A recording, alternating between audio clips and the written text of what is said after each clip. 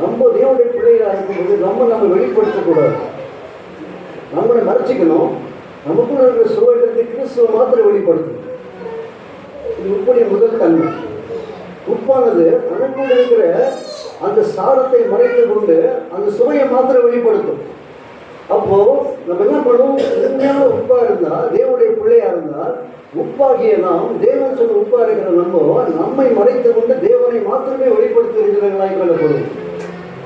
அது முதல் தன்மை, ரொம்ப முக்கியமான தன்மை. இப்போ ரெண்டாவது தன்மை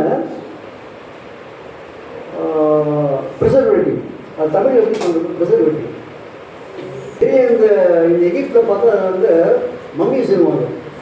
அந்த பிரமிட்லாம் வச்சுக்கிற இது நிறைய இது பதப்படுத்தி சில காரியத்தை பதப்படுத்தி அநேக வருஷம் கெட்டு போகாமல் விற்கிறதுக்கு பயன்படுத்தப்படுகிற முக்கியமான பொருள் உப்பு.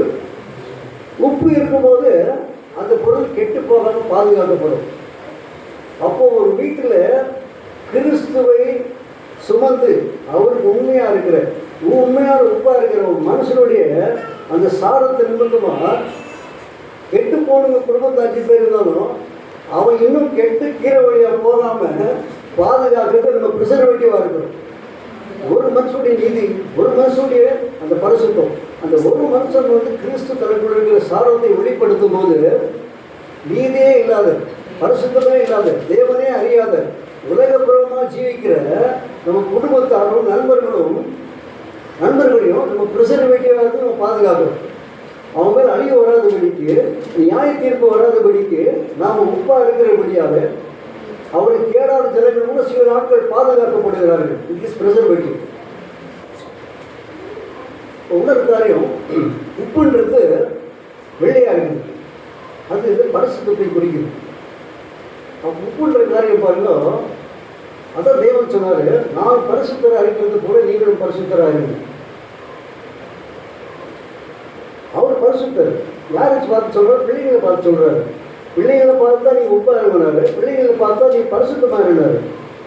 உலகத்தில் இருக்கிறவங்க பார்த்து நீ பரிசுத்தமாக சொல்ல முடியாது. அவன் அசுத்தத்தில் மொழிகிறான்.